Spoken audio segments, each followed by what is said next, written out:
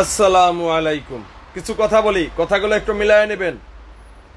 BNP যতবার নির্বাচনের কথা বলে তখনই এই সুদি ইউনুস ওই টোকাই গ্যাং এনসিপি দিয়া এক এক বাহানা, এক এক নাটক সাজায়, এক এক কথা বলায়।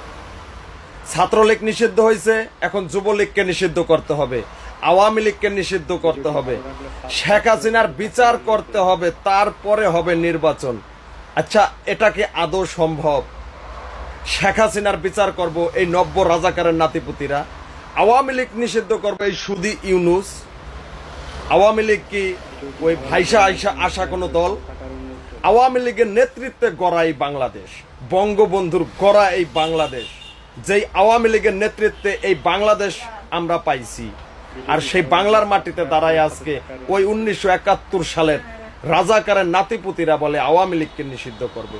কারণ এই আওয়ামী লীগের কারণে ওই তাদের পূর্বপুরুষ আর ওই তাদের উত্তরসূরিকে এই বঙ্গবন্ধুর নির্দেশেই গাছের সাথে ঝুলায়া ঝুলায়া বাংলার বীর সন্তানেরা মারছিল।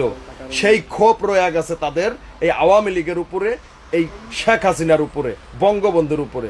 তো বাংলাদেশের জনগণকে বলতে চাই, যদি মনে করেন শেখ হাসিনা আপনাদের জন্য একটু হইলেও ভালো কাজ করছে, শেখ হাসিনার উন্নয়ন যদি রোডে গাড়ে চলতে ফিরতে আপনাদের চোখে পড়ে, তাহলে আপনাদের বিবেককে প্রশ্ন করেন আর প্রতিবাদ করেন।